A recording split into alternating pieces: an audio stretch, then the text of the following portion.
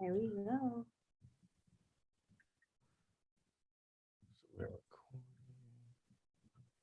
Cool. Put this on Twitter.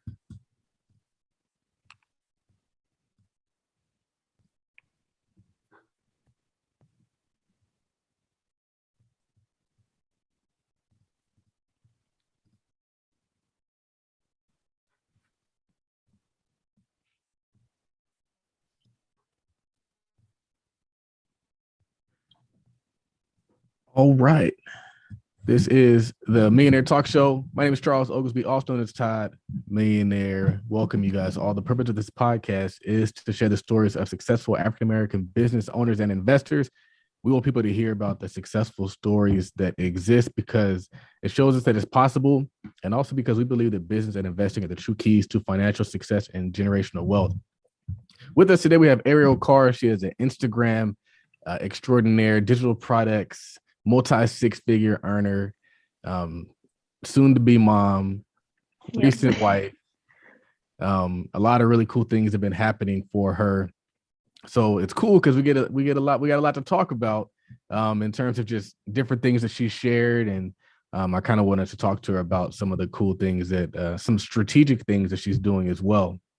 So I know you guys all know her, but we've never had this conversation. But what's actually really cool about this, and I'll tell you guys, is sometimes you can spot somebody who's going to be a good guest for your podcast before they actually become a good guest for your podcast. And so I remember, like, I've seen her when she just started out, she was doing certain things, and I was like, she should come on the show. And sometimes you hit people up and they're like, oh, I'm not ready yet. And then the things that they've been working on start to manifest, and it's like, all right, let's do it now. So I feel like she's there now. So welcome to the show. Yeah, appreciate it. Thanks for having me. So the first question we always ask people is, well, who are you and where are you from? Can you tell us a little bit about yourself? Yeah, so my name is Ariel Carr. Hey, everyone. I was based in Reston, Virginia up until literally last week, and now I'm back down in Florida. So I'm in Palm Beach Gardens, but I was born and raised in the DMV area. So I was in Maryland. I could have swore you in Florida the whole time. That's what everyone keeps thinking. I was here for like COVID, like a lot, like a couple months, and so people just assumed I lived here, but I did not. But some facts about me: I started out in the music industry. Actually, I was an artist manager. I did that for 4 years straight out of college. So I was kind of always doing entrepreneurship until that didn't really work out, and I got my first real job. From there, I released my first ebook, and that is the ebook that made me my first 6 figures in just 3 months' time. And now I'm here. Now I'm a full-time entrepreneur again. Yeah. Wow. So another question we ask all our guests, just as an introductory question, is what was life like growing up? Well, in the DMV, it was nice. Like, I lived in the suburbs. So the school I went to was very diverse. It was just my family, my sister. And we were just in this small Southern Maryland town called Waldorf. And it was a good time. I had a good childhood. We went to Disney, we went traveling, went to London once. Good times. Were your parents government employees? Yeah, yes, Okay. And they still are. Most people in the DMV. Well, they don't work for the government in that sense. Like, they're not government employees, they're government contractors. So they both own technology companies to help with the Army, the military. They do IT and software engineering for military. That's cool. Were they previously in the military? My dad was. Yeah. So your parents are entrepreneurs. Correct. Both. So did you always know you're going to get into entrepreneurship? I think it was ingrained in me. Like, growing up, my dad was always pretty much telling me, like, this is the only way. So I would say yes. Like, I learned that, you know what, he's probably right. I've had friends that have had jobs and their families have had 9-to-5s, and that's all fine, but they were limited because of it. And I saw what my parents did for me, my sister, what they did for themselves, and the salary cap is exponential. So I learned that early on. Yeah. Salary cap is exponential. I like that word. Because it's like, it sounds like an oxymoron, right? Cap and exponential. Right. It really speaks to the truth. And that's what drew me to entrepreneurship as well, is the unlimited income. And it's not just that you can make good money. It's like there's no cap. So that's really Correct. cool. All right. So the first ebook that made you money, what Mm-hmm. led you to creating digital products and creating that ebook? Well, as I said, I was at my first real job and I was like, like I still want to have a side hustle, really. I started reading some personal finance books and I realized, multiple streams of income. That's when I first came across that phrase. And I was like, bet, like I'm going to do it for myself. What led me to digital products in particular is really that I saw other people doing it online.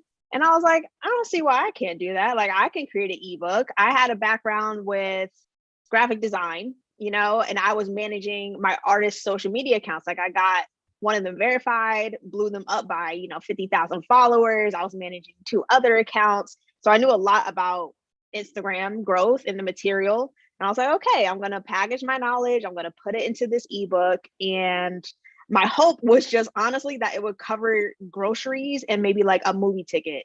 But to my surprise, it did way better than I expected. Yeah. So the skills that you learn that you put into your book are skills that you learn while helping other people grow their Instagram.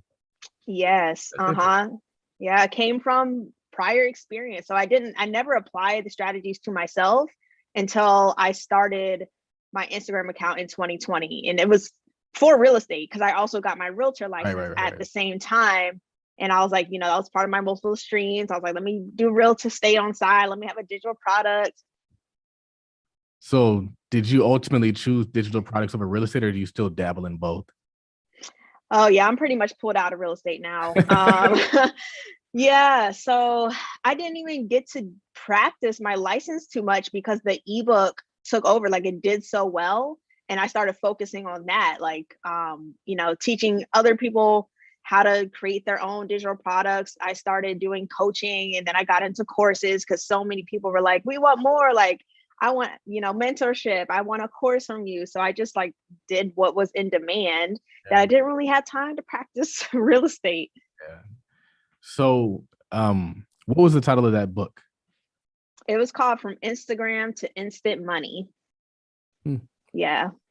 And you still sell that book today? It's archived. So I repurposed it because it was, it had like, you got to update your material when the algorithm changes. So I pretty much archived that and re-released it under the title Content That Converts. Yeah. So that is like the updated version of the original. I've thought about doing that. I've thought about rebranding some of the things that I'm selling. Yes, it's a good idea. What's the strategy behind that?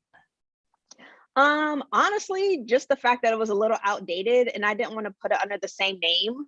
I just figured like, let me call it something new because it sounds new to people and it had all new material. Like it has some of the basics still and everything, but I was like, this is like kind of brand new. So I'm going to call it something different. Absolutely. I like it. I like it. When you first had that success, what changed mentally? Like, how did you change as a person?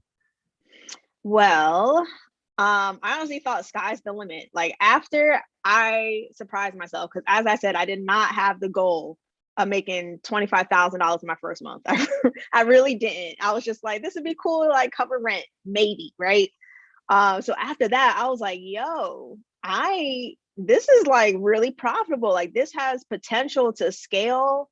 I'm enjoying doing it. So like mentally, I just started.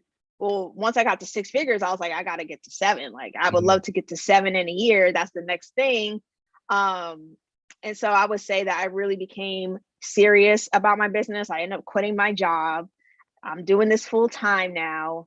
And I realized that just being an entrepreneur in general makes you grow as a person. Like, there's so many lessons I've learned to become that 7-figure earner. Like, you have to have the right mindset to even earn $1 million. So just been put myself in that position.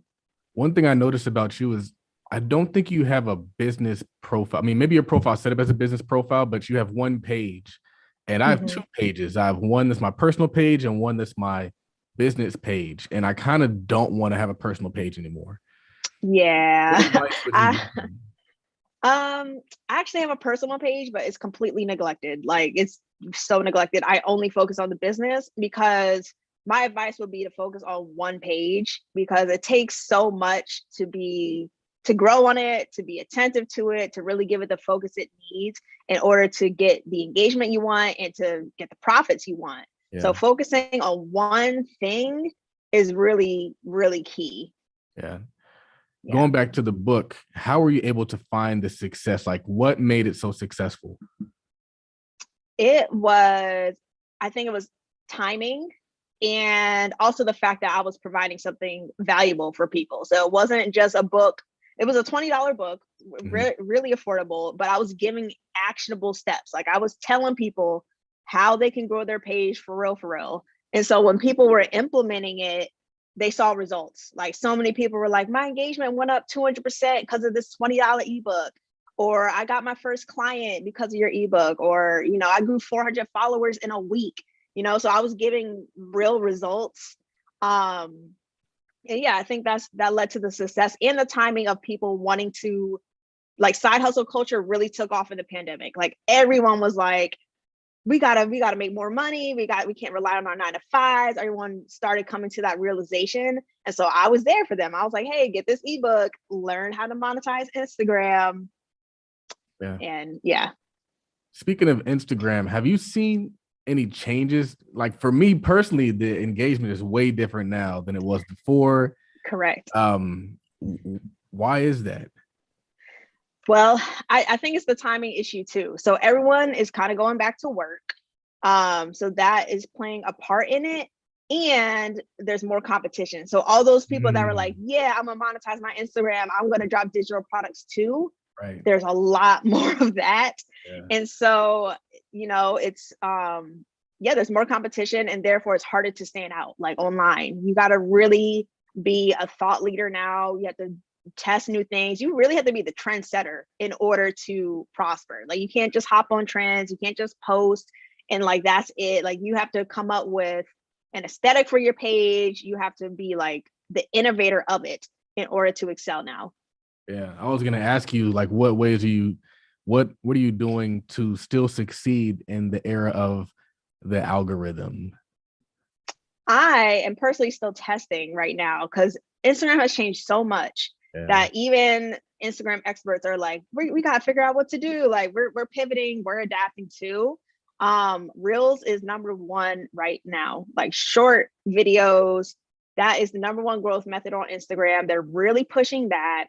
And yeah, I would say, like, still some basics of, you have to engage back with everyone that engages with you.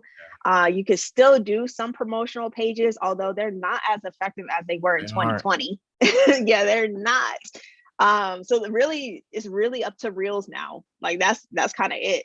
Yeah, it's crazy because you're right. There's pages that have like a ton of followers. They post a lot, and I never see them on the timeline anymore. I'm like, what happened to Black Wealth Renaissance? What happened to Black Wall Street 2? Official Black Wall Street. I feel like there's some shadow banning going on. It could be. Could be that, or it could just be the fact that everyone is ramping up, like, trying to post, trying to cut through the noise. Like, could be a combination of things. Right. That's true. That's true. Competition. Yeah. Man, that's so true. I never thought about that. All the people that we taught how to do these cool things are doing them. Yes. Yep. We created our own competition. Yeah. So success with the ebook, where did you go from there? That's when people were like, we want more. And people started asking for coaching first off. And I was like, oh shoot, like, I never coached anybody before.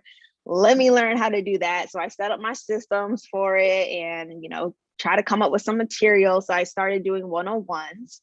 And I also came up with a course. And that is where that course made me get to the $500,000 mark in 12 months. It was one course, and it was like an expansion on the book, gave way more value, had more time into it. But honestly, it was only 90 minutes. It was very short, but it was to the point. And that course is called Selling from Scratch. So I got into that and coaching.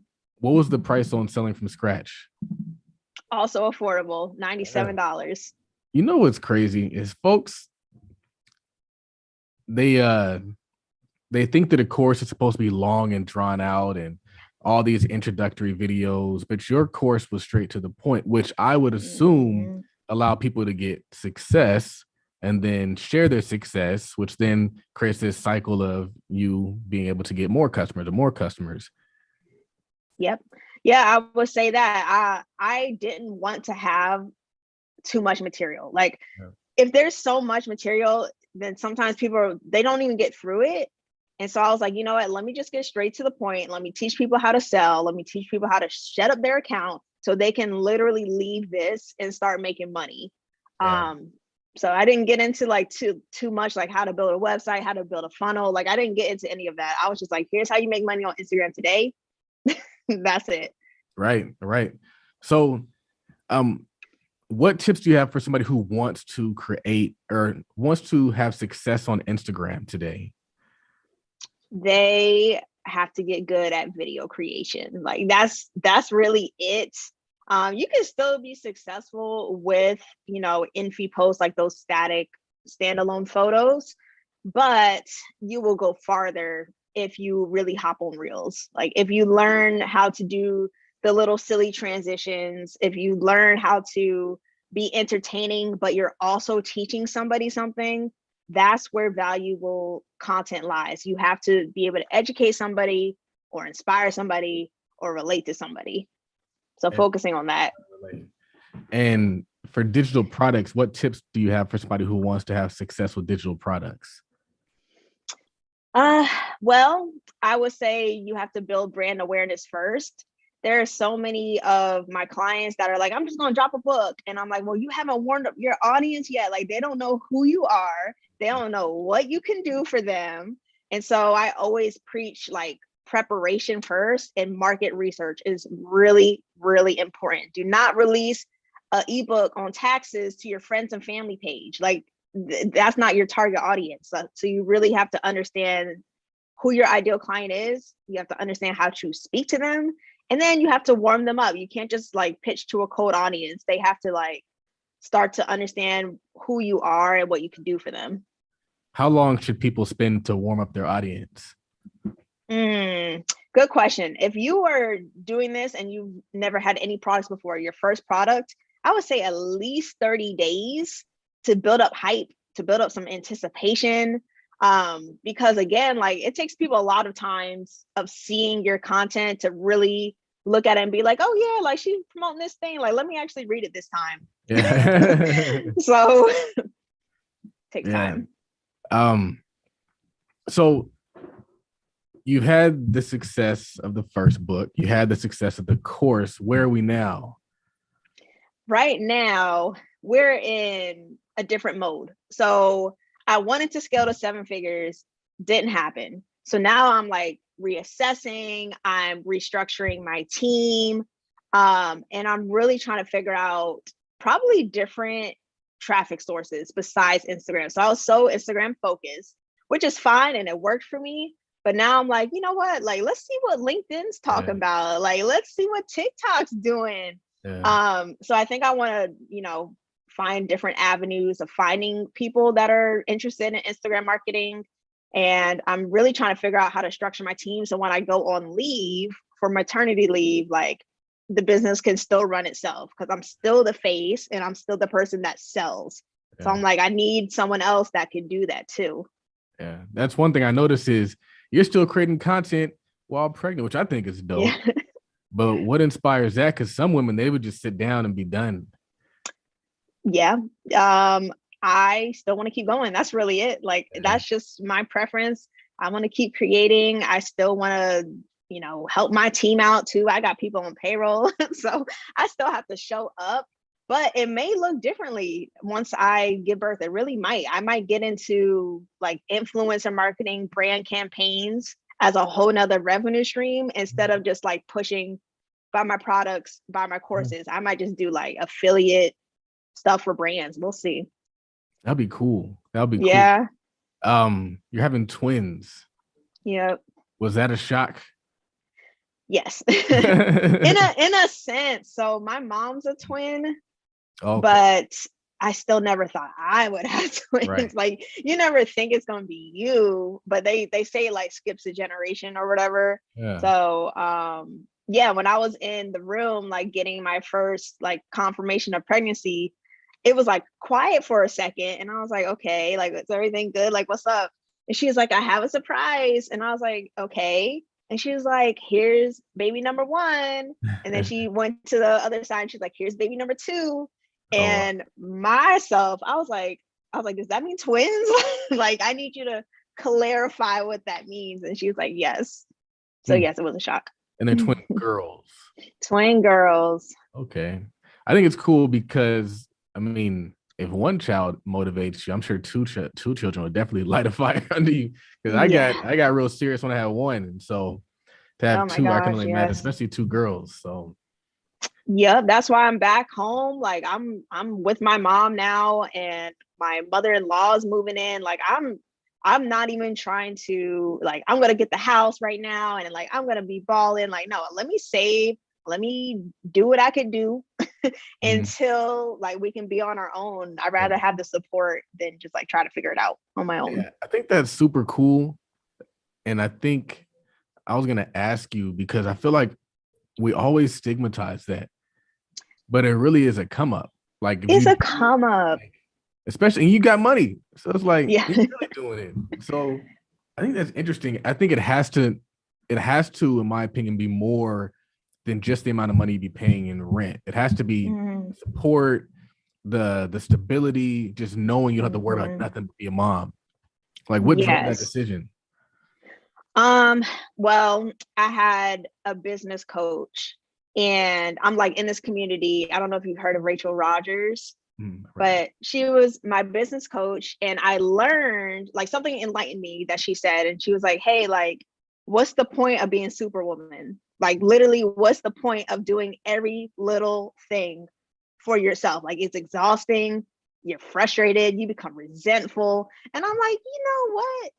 You are right. Like, why have all this money to not spend it on things that can help me in my day-to-day? Like, why not get the massage I want to get? Why not eventually hire a chef? Why not, have help? Why not hire help? You're right. It's super stigmatized that people, I'm sure people are going to come for me like, oh, she hired help for her kids. Like, she's not taking care of them. Okay. But I still am. And 2, why do I have to do everything all the time? Why does anyone have to do everything all the time? So that's my mantra now. I do not want to be Superwoman. I want to be taken care of. I want to put my money to work and, have help. Yeah. And I think the cool thing about it is you're in a good place financially and you still move home. And a lot of people are like, well, you got money, but there's more money out there. And so imagine how much in a better position you'll be after whatever, how long or whatever that looks like. Like you can always do better. You can always grow bigger. You can always position yourself even better. So it's like, I've seen people who they get a few grand in the bank, they get 5 figures in the bank living at home with their parents, and everything changes. It's like, bro, you ain't got no money. Like, you can still do better. You should probably still humble yourself and chill and continue to press forward, because it's a huge world out there. And even once you do get a house, you're like, all right, I want a bigger house. So you get a car, I want a better car. It's like there's always something bigger and better to go after. So it's like we can't get so haughty and so big in the head and think that just because you got a full-time job, now you got to go pay rent to somebody.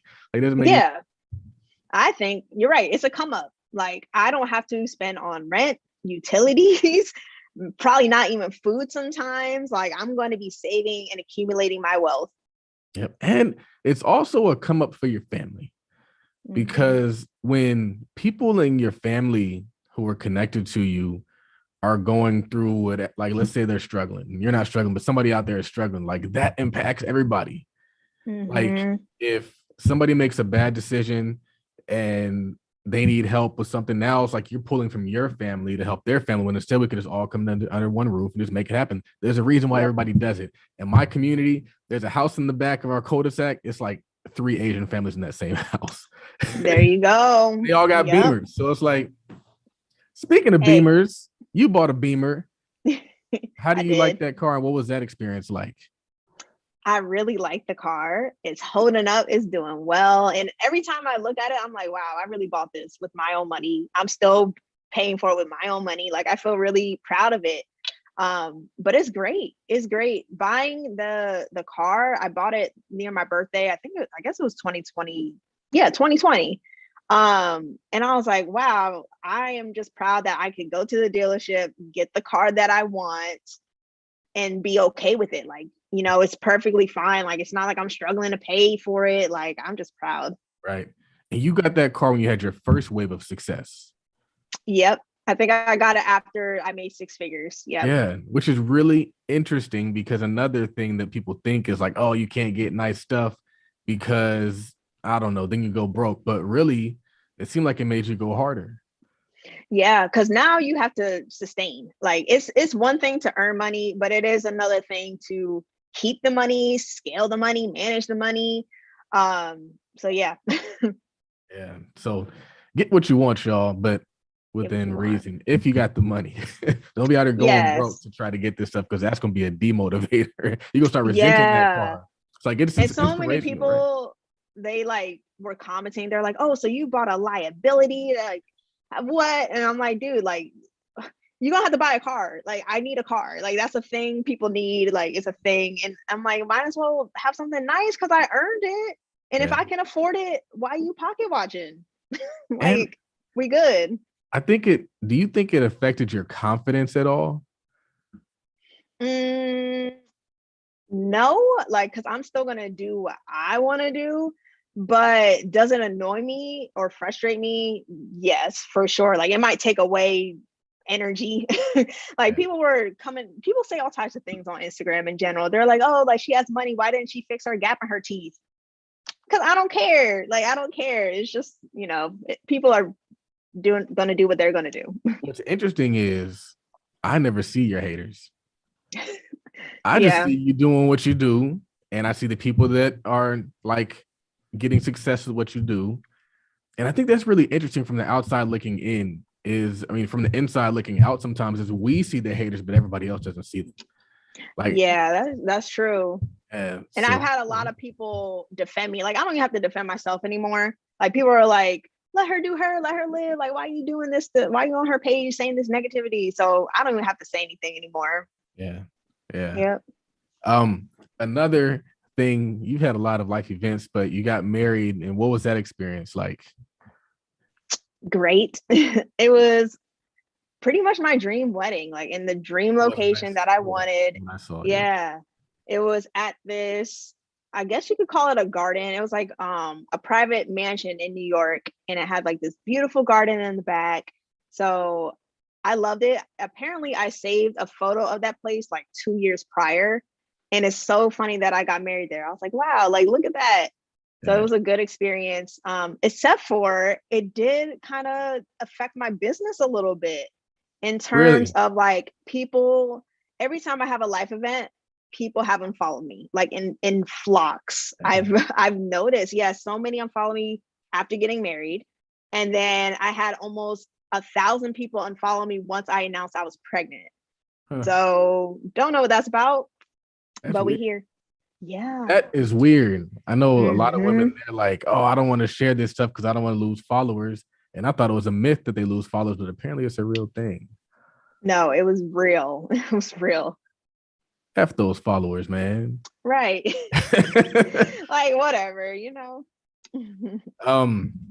So let's see. What is one thing about digital products that you didn't expect to happen but did?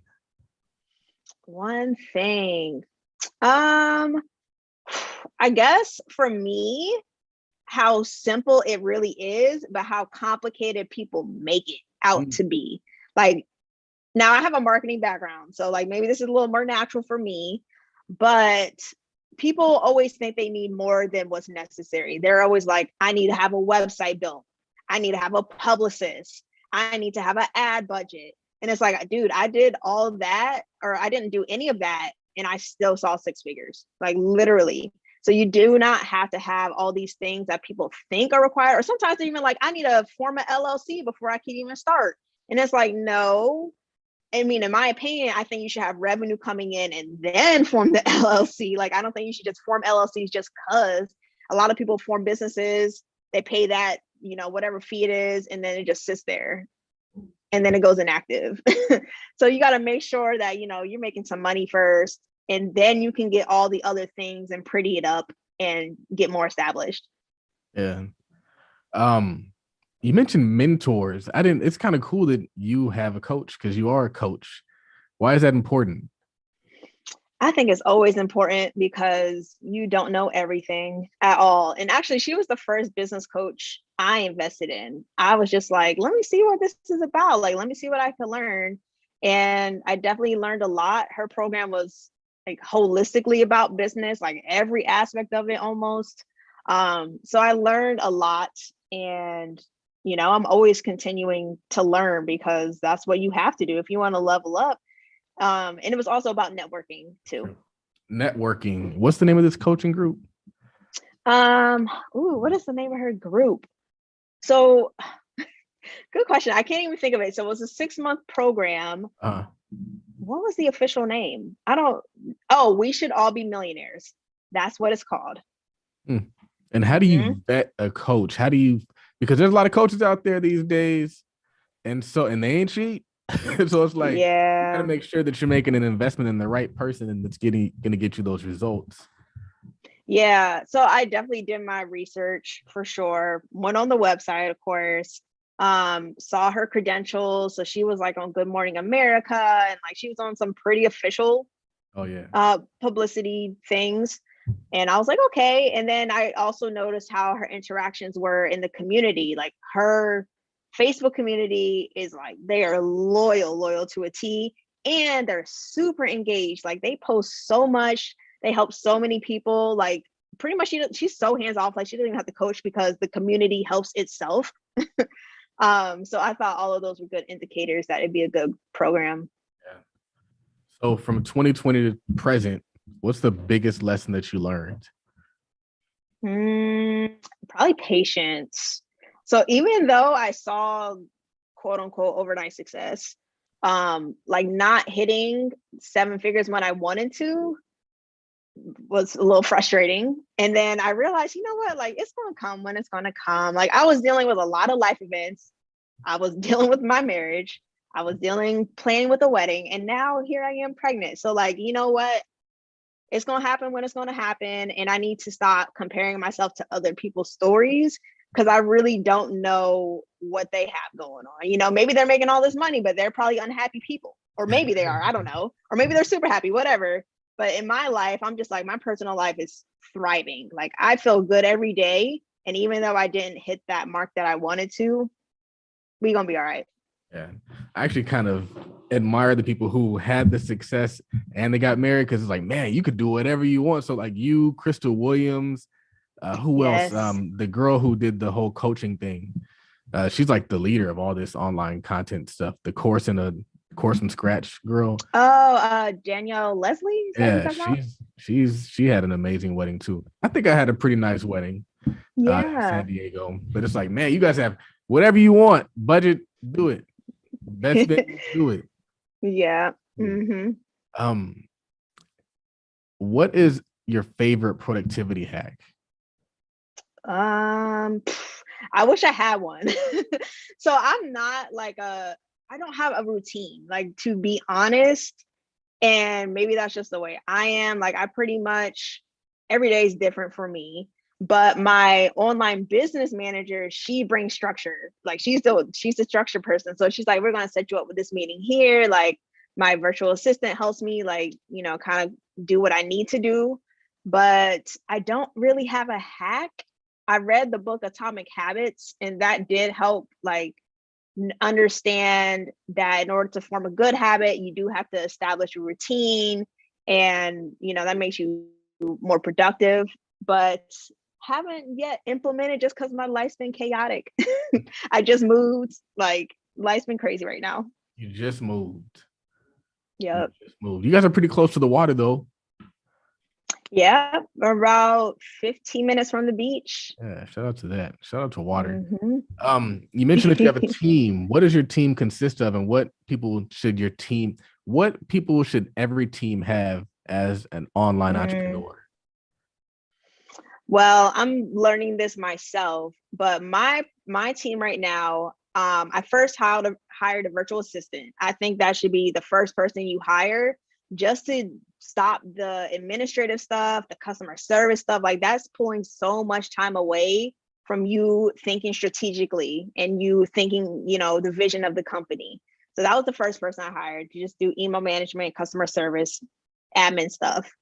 After that, I got someone with more experience. So I hired what's called an online business manager, and she plans all my launches. She now manages my team. She came up with the systems that we will use to communicate, to do projects with. She is doing standard operating procedures for my company. So she's great. And then recently, I've hired a copywriter slash graphic designer. So a 2-in-1 role, which is nice because as a small business, you need people to wear multiple hats. So she's doing my emails, my promotional emails. Yes. And she's doing some social media posts, some, website design, all of that. And now I even have a technical VA. So she doesn't do admin stuff, email management, scheduling, but she builds my websites. She makes sure that the automation is triggered the right way. When people buy my course, like, they go from the course to the thank you page, and from the thank you page to my email list. And like, she does all the technical aspects. And that's my team so far. I like it. Are these people on a project basis, or are they just like they show up and they work for you and you only? So my online business manager is round the clock all the time. And my email or my copy person and graphic design will probably be more project based. So like, every time I launch, I'm going to need that person to ramp up. My technical VA too, like, I only need her when I'm creating a new course or I'm launching something new. I need a new website built. So they're more like project based. And the VA, like the regular virtual assistant, every day. I like it because you don't always need people, but you do need people. And it's tough. A lot of people don't do it because they don't know how to do it.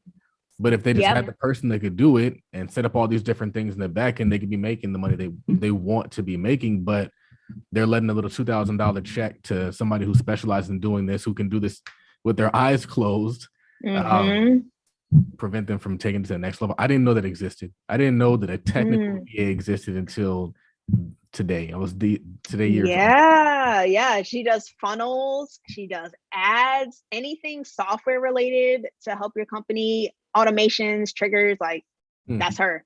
Where do you find her? Like a person like this? I just put out that I'm hiring, and I just put it out on Instagram. I put it out to my email list, and I wrote a job description for it. And so I had an application process, and she was a follower of mine, and she's really great. You know what's interesting about that is I put out a request the other day, and sometimes, I mean, you would think that the likes indicate the amount of people that see it. And depending on what you're offering or posting, like I put out, hey, who wants to be a co-host on the podcast? I got like 20 people. I was like, that's crazy, because based off of the comments and the likes, I didn't think I was going to get that many people. I thought I was going to get like maybe 1 or 2, but people are watching. People want to work with you. People, there's like money. People are watching, and likes do not equal views. You're right. You get a lot more views. And actually, this is an Instagram hack. So I started doing this new method of doing like static posts, like in feed posts. And so I posted like a tweet quote the other day, but I turned it into a 3-second video. That little tweet thing got 20,000 views. Wow. Now, if I posted it regular, like not as a video, it probably would only get 1,000 likes, maybe. So it's just so crazy, like how many views you get versus likes. Big difference. How do you turn a picture into a video? Very simply. So I went to Instagram stories and I pulled like the little tweet into stories, right? All I did was pull a GIF, whatever, and I put it into the picture. And so I hid the GIF behind the photo and just press save. So now it's a video. You could trim it however you want. No fancy tools. Wow. You do some, I've seen you do other things in Instagram stories. Like I saw when you do like a tweet photo, you'll put it in there so you can change the color of the background. Yes. Yeah, that's another little hack. So the way you do that is there's a pencil icon. So if you want to change, if you want to change the background, you press the pencil icon, it says draw, and you have those set colors. Mm-hmm. Those are not the only colors you can use. You can use any color you want. So in order to access all the colors, you can either pick a color from the photo itself and it'll match it. Or if you just like press, like, let's say the white color, hold it down for 2 seconds and the whole rainbow will show up. And then you can just drag your cursor around, what color you want, and any color will come up for you. I didn't know that. Yeah. What are some other Instagram hacks? And then we're going to head into So there are a few. So the way I do reels, for instance, I do everything in the app. And when it comes to reels, if you want a successful reel, there's some practices that you should follow. One being that you have captions, like you use text throughout the video, because a lot of people don't unmute their phones. So that's a simple hack that everyone should be doing, is you can use the caption to text converter and it automates it for you, or just type it out manually, like whatever. And there's a way to pick out the cover photo of the reel. So don't just choose the first frame or whatever. You can slide, you can press cover and then slide to the frame that you want. Always make it optimal for, a headline. Like you want to have a headline that's going to make someone want to watch the reel. So many people don't have words on their reels. And so it's like, I don't know what this is about. I'm not going to click this. You want to draw people in. So always use a headline, always use text, and always pick an optimal frame that can show up on your profile. Yeah, that makes sense.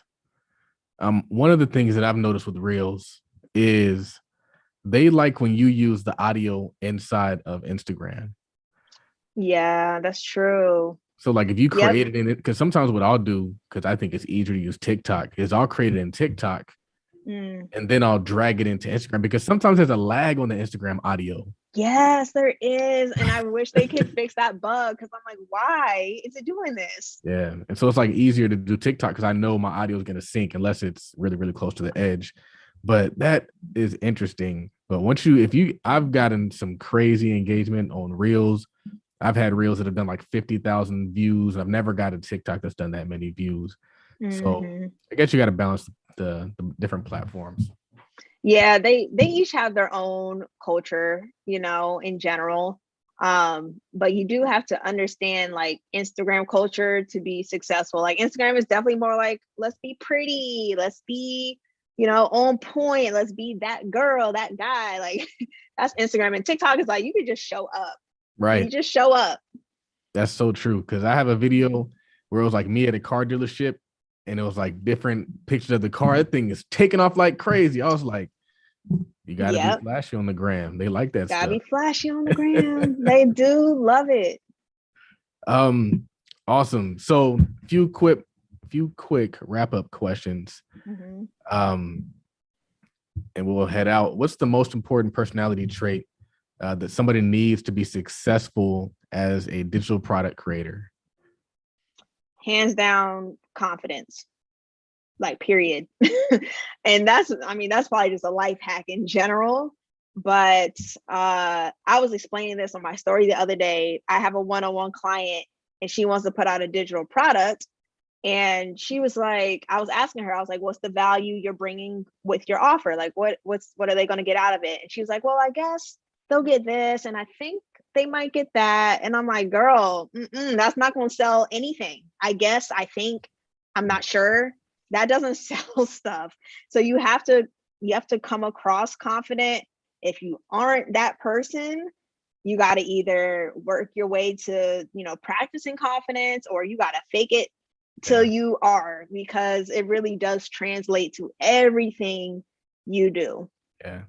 Speaking of faking it, I saw you on the Millionaire Mindset podcast, and you guys had mentioned something about that. I didn't get to catch the whole clip, but I'm curious, what's your take on that? On confidence? Well, just the concept of like faking it till you make it. Oh, yeah. We discussed that there too.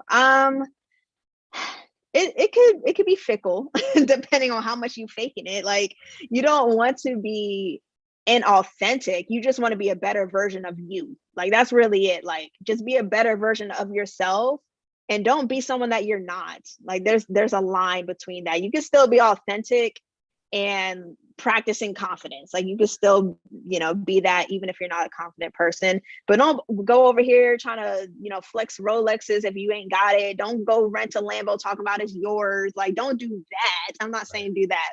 Just be the personality traits, like your character. Work on your character. Yeah, I like it.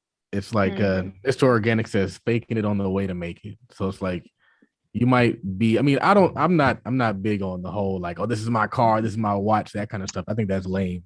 But you can let people know that you're working towards that. You can let people know that that's what you want out of life. For the longest time, that was kind of my brand. I was like, oh man, I'll put a picture of a Bentley up.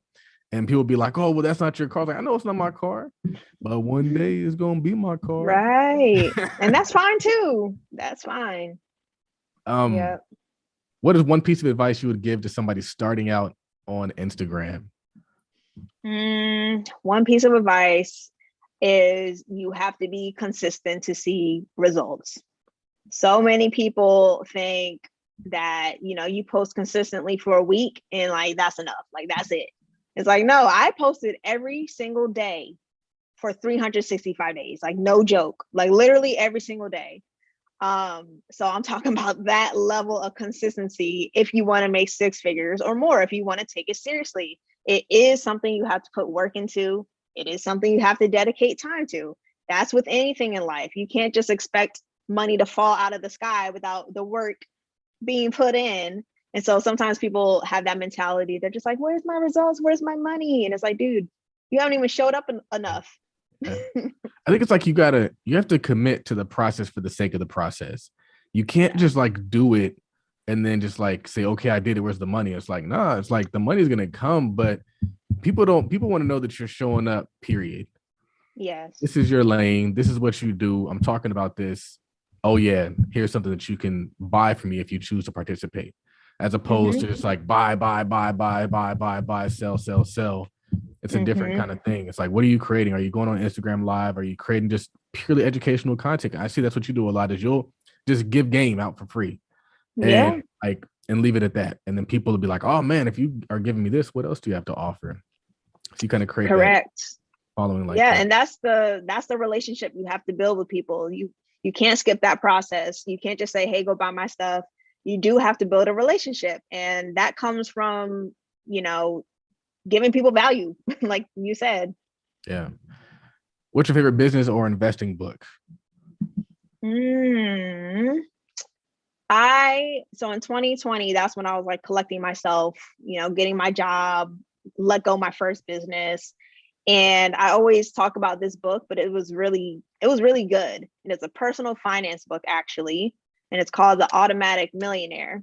And so, it was a really good book for me because I wanted to learn about money. I'm like, you know what?